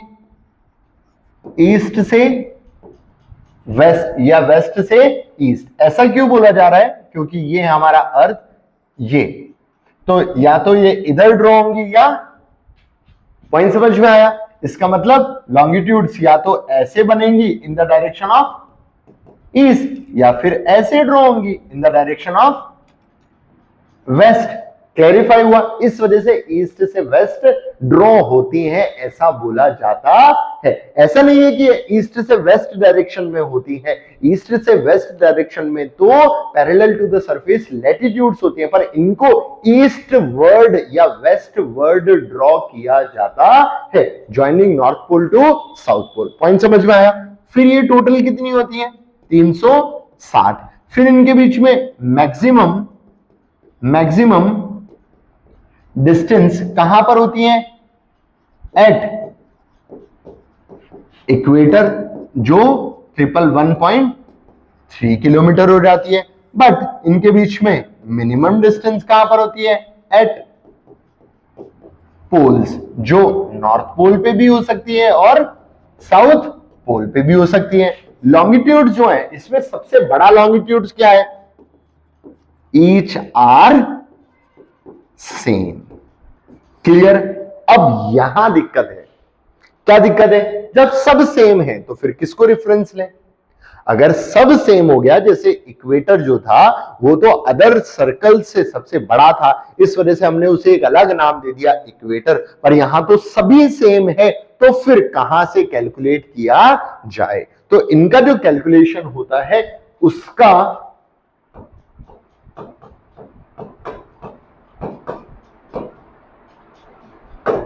प्राइम मेरिडियन जो है उसे हमने मेन रेफरेंस माना। 0 डिग्री प्राइम मेरिडियन वो इमेजिनरी लाइन है जो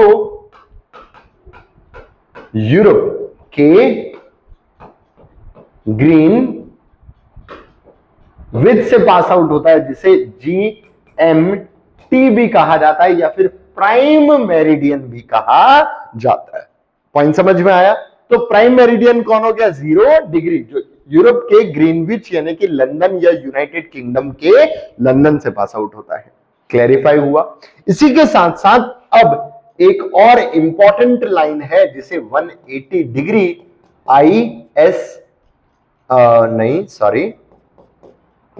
इंटरनेशनल डेट लाइन कहते हैं, IDL इंटरनेशनल डेट लाइन कहते हैं, जो वास्तविकता में कितनी है? 180 डिग्री। और प्राइम मेरिडियन कितनी है? 0 डिग्री। 0 डिग्री बोले तो लॉन्गिट्यूड और 180 डिग्री बोले तो इंटरनेशनल डेट लाइन। पॉइंट समझ में आया? तो लॉन्गिट्यूड्स में यही दो वो लाइनें हैं जो हमें याद रखनी है। बाकी लॉन्गिट्यूड्स के बारे में ये सारे पॉइंट हमने डिस्कस किए और यही सारे पॉइंट हमने थ्योरी में भी देख लिए। क्लैरिफाई हुआ? अब आगे बढ़ते हैं। देखिए इंपॉर्टेंट लॉन्गिट्यूड्स कौन सी है, मैंने बता दिया 0 डिग्री, जिसे प्राइम मेरिडियन भी कहा गया। It is also known as GMT line, क्योंकि ये ग्रीन विच से पास आउट होती है और मीन टाइम लाइन है, क्योंकि पूरे वर्ल्ड का टाइम इसी लाइन के रेफरेंस में कैलकुलेट किया जाता है। कैसे कैलकुलेट होता है ये तो हम आगे डिस्कस करेंगे, पर it is the line which help in understanding और calculating the time of each and every place found at the surface of the earth. पृथ्वी की सतह पर पाए जाने वाली हर एक क्षेत्र का समय इसी पर्टिकुलर लाइन के माध्यम से कैलकुलेट किया जाता है। पॉइंट समझ में आया? इसके बाद एक और इंपॉर्टेंट है जिसका नाम है 180 डिग्री, 180 डिग्री देशांतर रेखा, जिसे इंटरनेशनल डेट लाइन भी कहा जाता है। और यही अकेले वो देशांतर रेखा है जो जिगजैग बनी हुई है, मतलब टेढ़ी मेढ़ी खींची गई है। क्यों गई है वो भी हम आगे आने वाले टॉपिक में डिस्कस करेंगे। इसके बाद it help in locating the location, जैसा कि लैटिट्यूड भी लोकेशन बताती है, लॉन्गिट्यूड भी लोकेशन बताती है, पर सबसे इंपॉर्टेंट बात क्या है इसकी कि ये हमें टाइम कैलकुलेट करना सिखाती है। दो देशों के बीच में कैसा कैसा टाइम होगा ये बताती है। इसी वजह से देशों में अंतर बताती है, इसी वजह से ये देशांतर कहलाती है। पॉइंट समझ में आया? इसके बाद it help in calculating the date, यानी कि ये दो अलग अलग भौगोलिक क्षेत्रों के बीच में तारीख यानी कि डेट डिसाइड करने में भी मदद करता है। इसके बाद it also help in navigation. क्यों नेविगेशन? क्योंकि ये वर्टिकल लाइन होती है और वर्टिकल लाइंस जो है वो नेविगेट करने में हेल्प करती है। नेविगेट मतलब चलने में, ग्लोब के सहारे या ओशंस के रास्तों में वर्टिकल लाइन जो होती है या वर्टिकल डिस्टेंस जो होता है वो शॉर्टेस्ट डिस्टेंस होता है। इस वजह से लॉन्गिट्यूडनल लाइंस हमें ट्रेवल करने में भी हेल्प करती है। तो ये एग्जाम पॉइंट ऑफ व्यू से इंपॉर्टेंट पॉइंट्स हैं जो आप लोगों को याद रखने हैं अबाउट लॉन्गिट्यूड्स। पॉइंट समझ में आया? क्लैरिफाई हुआ? चलिए अब इसके बाद क्या है वो समझते हैं, लॉन्गिट्यूड्स एंड टाइम जोन। अब बच्चों मजे की बात ये है कि एक वर्ड होता है रोटेशन। रोटेशन का मतलब होता है पृथ्वी का एक चक्कर, मतलब अपने एक्सिस के अलोंग वेस्ट से ईस्ट डायरेक्शन में एक चक्कर पृथ्वी का। और ये जो एक चक्कर है वो कितने टाइम में लगता है? मतलब एक रोटेशन जो है वो 1 डे में कंप्लीट होता है और 1 डे जो है वो 24 आवर्स तक होते हैं। प्लस यही एक रोटेशन जो है वो 360 डिग्री का होता है। इसका मतलब टोटल लॉन्गिट्यूड, यानी कि लास्ट में हमें जो कंक्लूजन मिला कि 24 घंटे में टोटल लॉन्गिट्यूड्स का चक्कर हो जाता है जो कि 360 डिग्री का होता है। हाँ या ना? एक बार और समझना, मैंने कहा रोटेशन। रोटेशन का मतलब एक चक्कर अर्थ के एक्सिस के अराउंड वाला चक्कर जो वेस्ट से ईस्ट डायरेक्शन में होता है, जिसे कंप्लीट करने में एक दिन लगता है, मतलब 24 घंटे। और 24 घंटे में होने वाला चक्कर 360 डिग्री का होता है और यही 360 डिग्री में टोटल नंबर ऑफ लॉन्गिट्यूड्स आ जाती हैं। मतलब आसान भाषा में 24 आवर्स इज इक्वल टू 360। हाँ या ना? क्लियर? कोई डाउट? यानी कि 1 आवर को अगर कैलकुलेट कर लें तो 360 अपॉन 24, अगर कट पिट किया जाता है तो 15 लॉन्गिट्यूड। मतलब क्या समझ में आया कि earth 1 hour rotation is equal to 15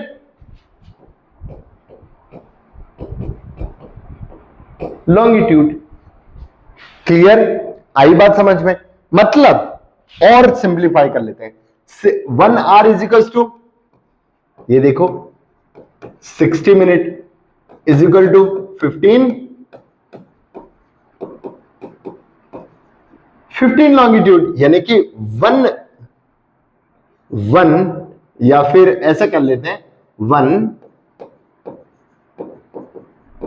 longitude is equal to 60 upon 15, देखो 4, यानी कि एक लॉन्गिट्यूड का चक्कर जो है वो कितने में निकलेगा? 1 लॉन्गिट्यूड का जो चक्कर है वो हो जाएगा 4 मिनट। आया पॉइंट समझ में? तो ऐसे करके हम अर्थ की सरफेस पे लॉन्गिट्यूड्स की मदद से टाइम कैलकुलेट करते हैं। पॉइंट समझ में आया? अब जो 360 डिग्री का जो टोटल चक्कर था उसको हमने 24 आवर्स में कंप्लीट किया, यानी कि 24 आवर्स में टोटल नंबर ऑफ चक्कर जो लग रहे हैं वो 360 डिग्री के लग रहे हैं। और अगर एक टाइम जोन की बात की जाए, हमने एक पर्टिकुलर टाइम जोन जो कैलकुलेट किया उस एक आवर्स में टोटल नंबर ऑफ लॉन्गिट्यूड जो कवर कर रहे हैं वो है 15। इसका मतलब 15 डिग्री का एक टाइम जोन। पॉइंट समझ में आया? क्लैरिफाई हुआ? और टोटल टाइम जोन्स कितने हुए? 24 टाइम जोन्स, यानी कि पृथ्वी के सतह पर total number of time zones कितने हैं? 24। किसके आधार पर? In terms of longitudes. कितनी लॉन्गिट्यूड्स? 15 लॉन्गिट्यूड्स। एक टाइम जोन्स कितने लॉन्गिट्यूड्स का? 15 लॉन्गिट्यूड्स का। क्लैरिफाई हुआ? पॉइंट समझ में आया? अब ऐसा कह सकते हैं कि अगर किसी के बीच में 15 लॉन्गिट्यूड्स का डिफरेंस है तो 1 घंटे का डिफरेंस होगा। किसी के बीच में 30 डिग्री लॉन्गिट्यूड्स का डिफरेंस है तो 2 घंटे का डिफरेंस होगा। मतलब ये हमारा इंडिया यहां पर है 68 डिग्री 7 मिनट, और ये जो हमारा नॉर्थ ईस्ट है ये यहां पर है 97 डिग्री 25 मिनट। क्लियर? 68 और 97 इन दोनों में जो डिफरेंस है वो है 30 डिग्री लॉन्गिट्यूड्स का। तो हमें पता है कि 30 डिग्री मतलब 15 डिग्री और 15 डिग्री मतलब 1 आवर और 1 आवर, यानी कि टोटल डिफरेंस जो है वो 2 आवर का होना चाहिए। मतलब हमारे इस भाग मतलब गुजरात और हमारे इस पार्ट मतलब AR अरुणाचल प्रदेश में जो समय का अंतर होगा वो 2 घंटे का होगा। क्यों? क्योंकि यहां पर 15 और 15 के 2 टाइम जोन्स बन रहे हैं और total number of degree longitude जो है वो 30 डिग्री का है। पॉइंट समझ में आया? यानी कि अर्थ के सरफेस पे अगर आपको टाइम कैलकुलेट करना है तो on the basis of longitudes आप कैलकुलेट कर सकते हैं। आई बात समझ में? क्लैरिफाई हुआ? Then that's it. अब समझने वाली बात क्या है?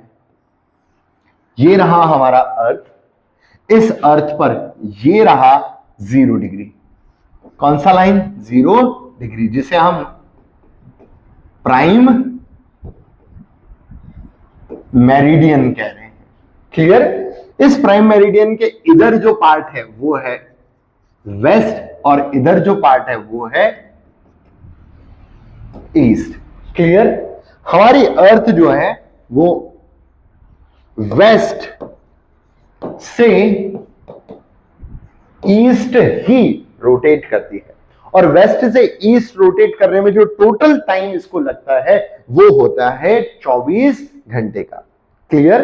अब हमें यह पता है कि जब वेस्ट से ईस्ट ही जाना है तो आप लोग याद रखिएगा कि eastern region experience day faster while western region experience day slower than eastern part। मतलब क्या हुआ कि जो वेस्ट वाला पार्ट है वो ईस्ट से लेट सोलर रेडिएशन रिसीव करता है, या फिर उसमें दिन जो उगता है वो ईस्ट के कंपैरेटिवली धीरे उगता है। या फिर आप ऐसे समझ लीजिए कि कोई चीज आपके सामने यहां पर खड़ी हुई है, इधर ईस्ट है इधर वेस्ट है, चीज वेस्ट टू ईस्ट रोटेट कर रही है, तो आप समझ पा रहे होंगे कि वेस्टर्न पार्ट ईस्टर्न पार्ट के मुकाबले लेट सोलर रेडिएशन रिसीव करेगा, क्योंकि ईस्ट में तो अभी आ ही रहे, वेस्ट यहां पर है, और वेस्ट से ईस्ट जब जा रहा होगा तो ईस्ट ने तो रिसीव कर लिया, अब वेस्ट रिसीव कर रहा है। पॉइंट समझ में आया? इस वजह से हम कह सकते हैं इन द ईस्टर्न साइड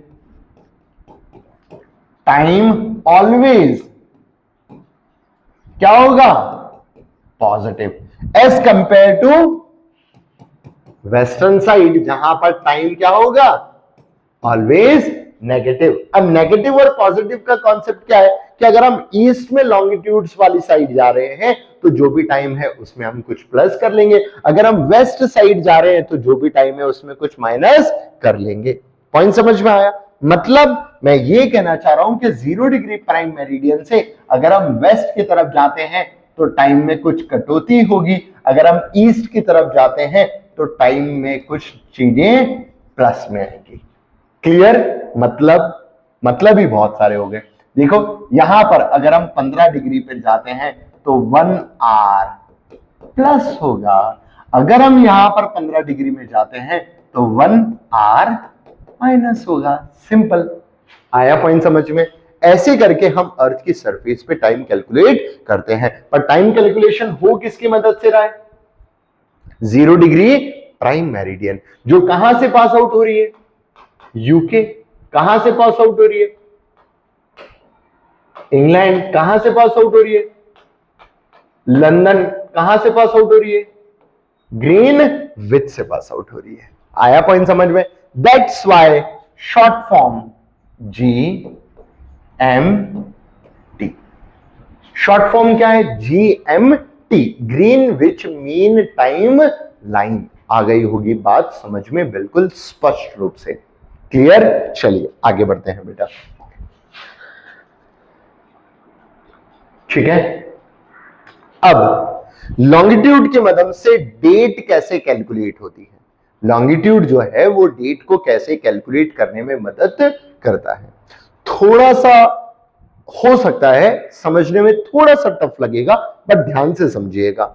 मैंने कहा ये हमारा अर्थ और ये है 0 डिग्री प्राइम मेरिडियन, तो ये वाला भाग हाफ और अगेन ये वाला भाग सेकंड। पॉइंट समझ में आया? अब हाफ अर्थ, अगर फुल अर्थ, इधर देखो, फुल अर्थ 360 डिग्री का है, तो हाफ अर्थ 180 डिग्री, यानी कि ये वाला हाफ अर्थ भी 180 डिग्री। अब फुल अर्थ 360 डिग्री का है जो 24 आवर्स का है, तो ये भी कितना हो जाएगा? 12 आवर्स, और ये भी कितना हो जाएगा? 12 आवर्स। अब आप लोग समझ के देखो कि हर 24 घंटे में तारीख बदल जाती है और हर 12 घंटे में तारीख में पहर बदल जाता है, जैसे 2 पहर, दिन और रात, ऐसे कुछ ना कुछ अंतर आ जाते हैं। तो यहां पर यही हमें समझना है कि on the basis of longitudes date भी चेंज हो जाती है। जैसे मैंने कहा 0 डिग्री प्राइम मेरिडियन से अगर आप इधर यानी कि ईस्ट में जाते हैं तो टाइम क्या होगा? प्लस, और वेस्ट में जाते हैं तो टाइम क्या होगा? माइनस। अब 15 डिग्री अगर आप ईस्ट चले गए तो, अगर आप 15 डिग्री ईस्ट चले जाते हैं, ये देखिए 15 डिग्री ईस्ट, तो कितना टाइम ऐड हो गया? 1 आवर। अगर आप 30 डिग्री ईस्ट चले गए तो टाइम कितना ऐड हो गया? 2 आवर। अगर आप 45 डिग्री चले गए तो कितना ऐड ऑन हो गया? 3 आवर्स। अगर आप 90 डिग्री चले गए तो कितना ऐड ऑन हो गया? 6 आवर्स। ऐसे करके अगर आप 180 डिग्री चले गए तो कितना ऐड ऑन हो गया? 24 आवर। मतलब आप ईस्ट में जाते जाओ टाइम बढ़ता चले जाएगा। मतलब कोई अगर बोले कि भैया मैं तो 360 डिग्री का चक्कर लगाऊंगा और चलना ईस्ट डायरेक्शन में शुरू करूंगा, तो हर 1 घंटे पर या 15 डिग्री पर आप मेरा 1 घंटा बढ़ा दीजिएगा। इस हिसाब से अगर वो 360 डिग्री का चक्कर लगा देता है तो टोटल उसका 1 डे इंक्रीज हो जाएगा, मतलब वो तो फ्यूचर में चला जाएगा। बात समझ में आ रही है? मैंने कहा कि मैं अभी 0 डिग्री पे हूं, 15 डिग्री आगे गया तो 1 घंटा बढ़ गया, 30 डिग्री आगे गया तो 2 घंटे बढ़ गए। ऐसे करके अगर मैंने 360 डिग्री का चक्कर लगा लिया तो 24 घंटे बढ़ गए, मतलब 1 दिन बढ़ गया, मतलब मैं फ्यूचर में जा सकता हूं। बात समझ में आई? तो इस चीज को ध्यान में रखते हुए हमने एक और लाइन ड्रॉ करी। कौन सी लाइन? जो 0 डिग्री के जस्ट बैक साइड में है, 0 डिग्री के जस्ट बैक साइड में है, जिसे इंटरनेशनल डेट लाइन कहा जाता है। मतलब अगर ये अर्थ है और यहां पर 0 डिग्री प्राइम मेरिडियन है फ्रंट में, तो ये अर्थ है, और इसके जस्ट बैक साइड में ये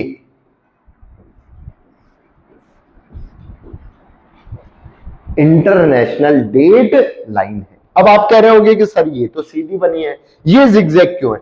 क्योंकि इस लाइन को क्रॉस करते ही डेट क्या हो जाती है? चेंज हो जाती है। तो हमने इस लाइन को ऐसा बनाया ताकि ये किसी कॉन्टिनेंट से पास आउट ना हो। अगर किसी लैंड से ये पास आउट हो जाएगी तो उस लैंड को 2 पार्ट में डिवाइड कर देगी, और अगर 2 पार्ट में डिवाइड कर दिया तो 2 अलग अलग डेट में डिवाइड कर देगी। इस वजह से डेट में कॉन्फ्लिक्ट ना हो, इस वजह से हमने इसको ऐसा ड्रॉ किया कि ये हमेशा कहां से पास आउट होती है? सी से पास आउट होती है। पॉइंट समझ में आ गया? हमेशा always passes through oceans, oceanic region से ही ये पास आउट होती है। क्लैरिफाई हुआ।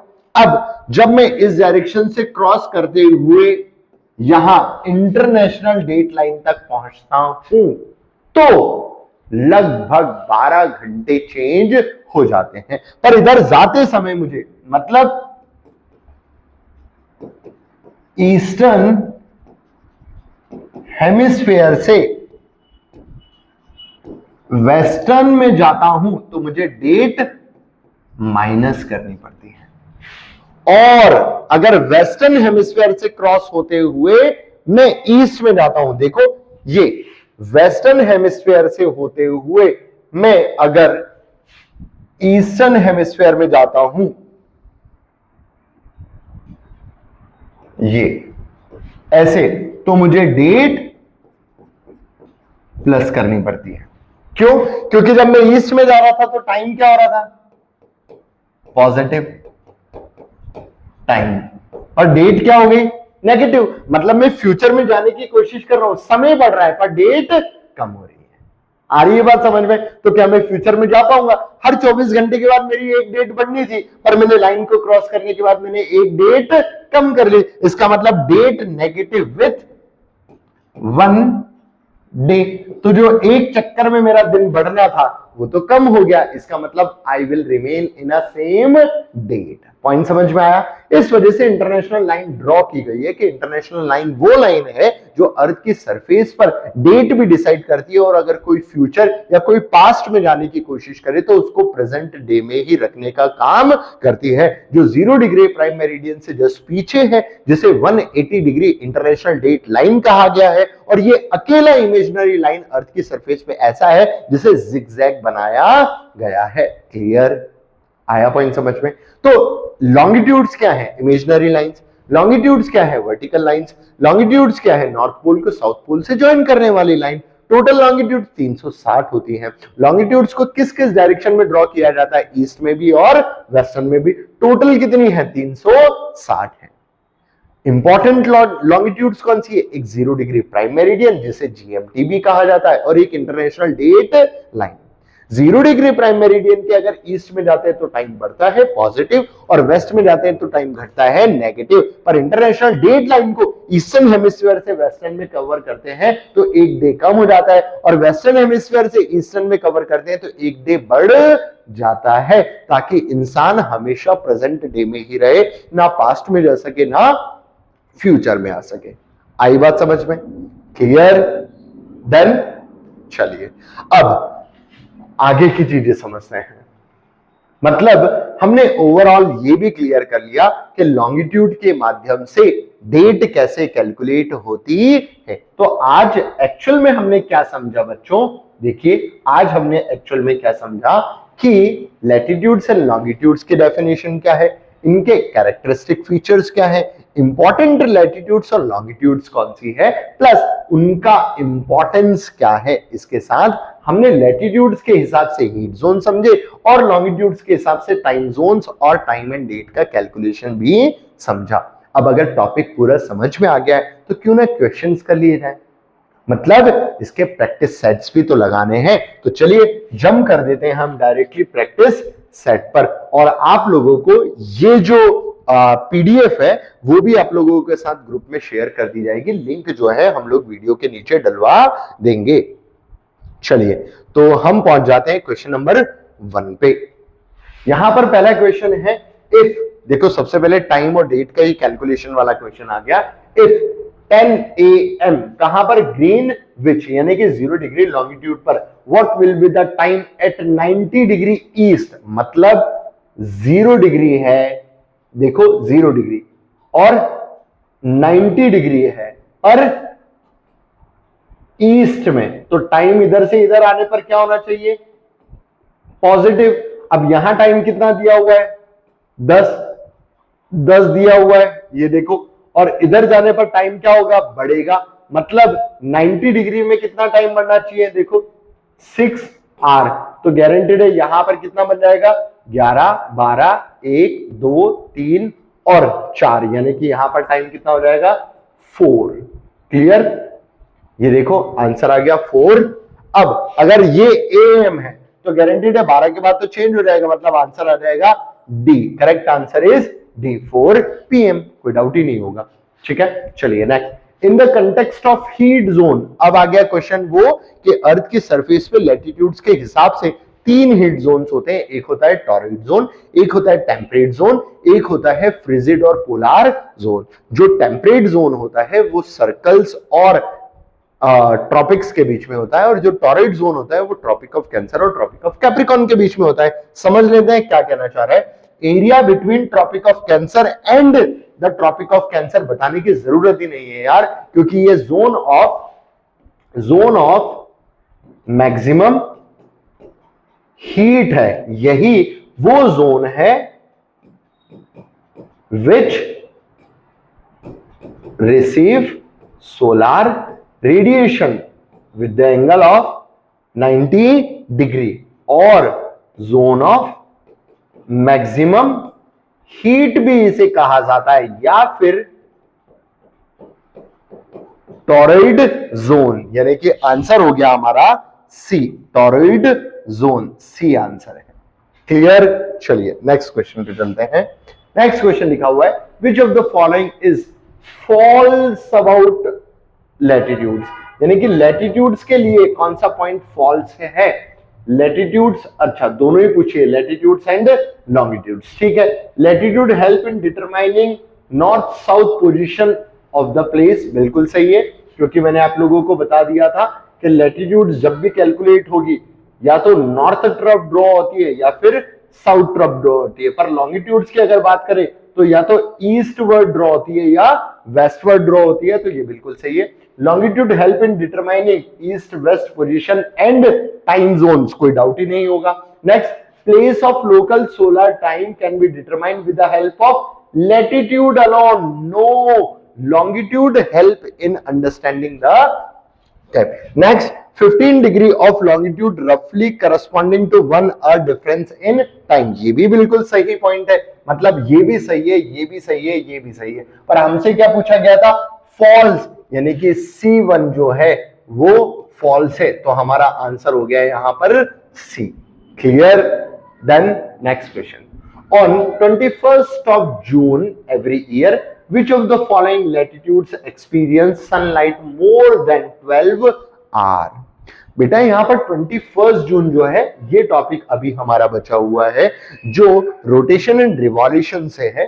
21 जून को अर्थ की सरफेस पर सोलार रेडिएशन जो है वो परपेंडिकुलर होते हैं ट्रॉपिक ऑफ कैंसर पर, और इस केस में 90 डिग्री फॉल आउट होते हैं ट्रॉपिक ऑफ कैंसर पर नॉर्दर्न हेमिस्फीयर जो है वो एक्सपीरियंस करता है समर, और Arctic circle,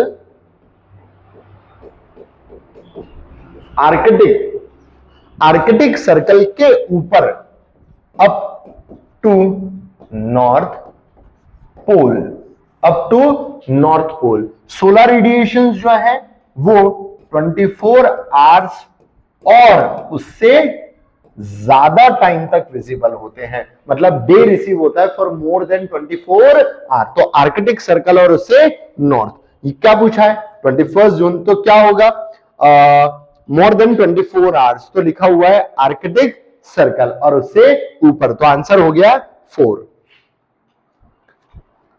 On 21st of June every year, which of the following latitude experience sunlight for more than 24 hours? तो आंसर हो जाता है इक्वेटर, नहीं, ट्रॉपिक ऑफ कैंसर, ठीक है, और आर्कटिक सर्कल। देखो यहां पर एक और चीज ये बता रहा है,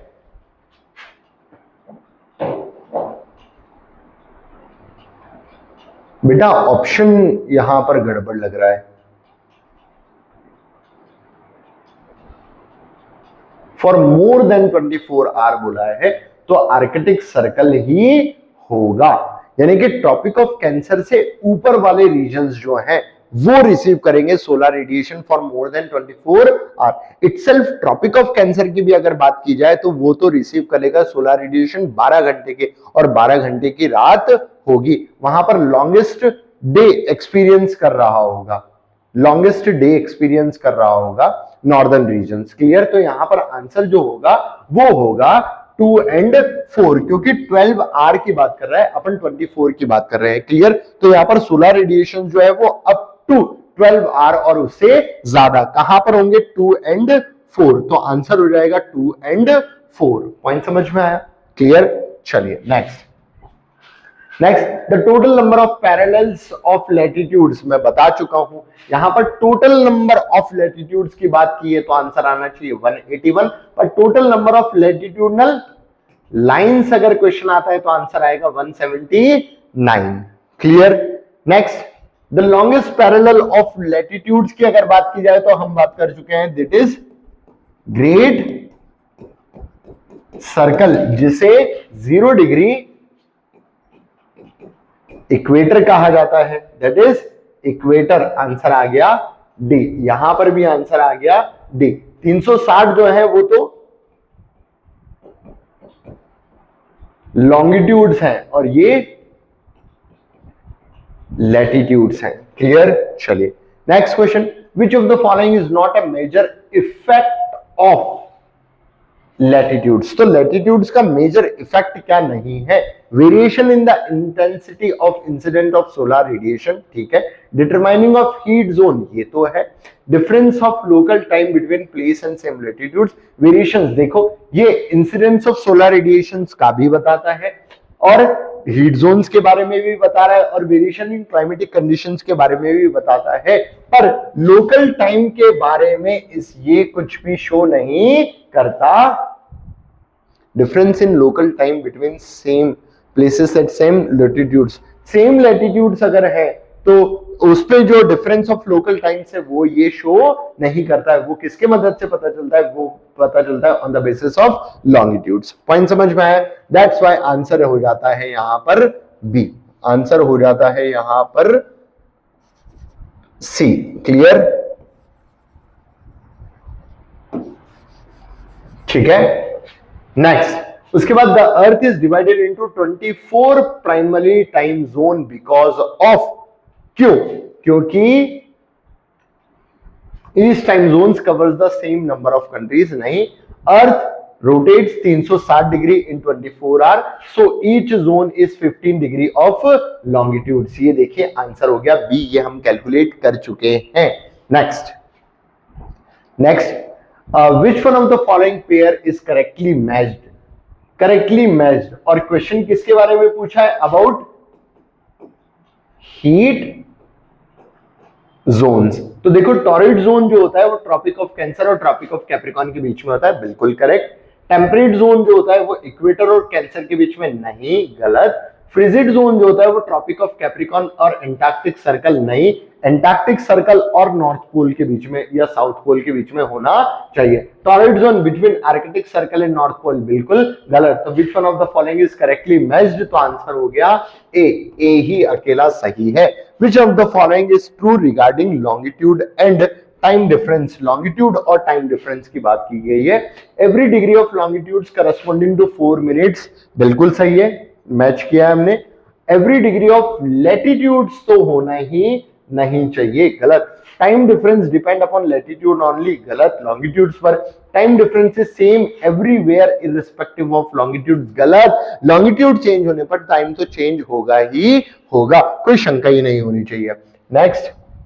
next, which of the following zone has the least difference between day and night temperature? कौन से जोन में डे और नाइट टेम्परेचर में बहुत कम डिफरेंस होता है? तो ये हो जाता है हमारा टेम्परेट जोन। क्यों? क्योंकि इसे जोन ऑफ मॉडरेट हीट भी कहते हैं। Clear? Next, the angular distance of the place north to south from the equator is known as, ये हम पढ़ चुके हैं, डेफिनेशन ऑफ लैटिट्यूड सी है, तो लैटिट्यूड हमारा आंसर हो गया। Next, the distance between two consecutive latitudes equal होती है हर जगह, जो कि 111 किलोमीटर होती है, क्योंकि लैटिट्यूड्स आर पैरेलल्स होती हैं। पॉइंट समझ में आ गया? और अगर ये पैरेलल है तो इक्वी डिस्टेंस भी होगी। क्लियर? चलिए ओके, दैट्स इट। तो आशा करता हूं आज का लेक्चर फंटास्टिक रहा होगा और आप सभी लोगों को समझ में भी आया होगा। तो मिलते हैं नेक्स्ट सेशन में नेक्स्ट लेक्चर के साथ। तब तक के लिए शुक्रिया। जय हिंद, जय भारत।